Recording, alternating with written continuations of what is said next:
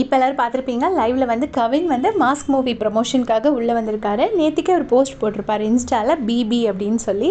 So அவர் வராருங்கிறது நமக்கு ஏற்கனவே தெரியும். இன்றைக்கி வந்திருக்காரு, வந்து எல்லாத்தையும் பேசிகிட்டு இருக்காரு. இப்போ மாஸ்கோட ட்ரெய்லரோ டீசரோ ஏதோ வந்து ப்ளே பண்ணாங்க.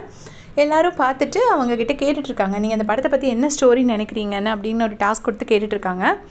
அப்போ வந்து கானா வினோத் ஏதோ ரொம்ப சீரியஸாக எக்ஸ்பிளைன் பண்ணுறாரு அந்த அந்த ஸ்டோரி பற்றி.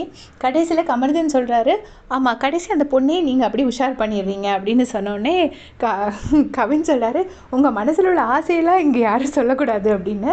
உடனே கமர்தீனுக்கு செம்ம பல்பு மூமெண்ட் ஆகிடுச்சு. அப்புறமா இவங்க உள்ளே வந்தோடனே சாண்ட்ரா திவ்யா கிட்ட ரொம்ப ஸ்வீட்டாக நடந்துக்கிட்டாரு. அவங்க ஏன்னா திவ்யா எக்ஸ்பிளைன் பண்ணியிருப்பாங்க, இந்த மாதிரி நாங்கள் தான் எல்லா வேலையும் செய்யணும், எங்களுக்கு ஜெயில் பனிஷ்மெண்ட் கொடுத்துருக்காங்க, ஸோ நாங்கள் எல்லா ஒர்க்கும் நாங்கள் தான் பண்ணணும்னு. அப்போ டீ போடலாம் ஹெல்ப் பண்ணுறாரு. பண்ணி முடிச்சுட்டு அதுக்கப்புறமா திருப்பி சாண்ட்ரா வந்து டீ கொடுக்கும்போது, ஐயோ இந்த ட்ரெஸ்ஸில் உங்களை வேலை வாங்கவே எனக்கு ரொம்ப கஷ்டமாக இருக்குது அப்படிங்கிறாரு. அவரோட ஜென்யூன் இது வந்து வெளியில் தெரியுது. நான் சீசன் 3 பார்த்தது கிடையாது, பட் நிறைய பேருக்கு கவின் பிடிக்கும்னு ரொம்ப சொல்லியிருக்காங்க. நான் வந்து அவரோட ஆக்டிங் ஸ்கில்ஸோட பெரிய ஃபேன்.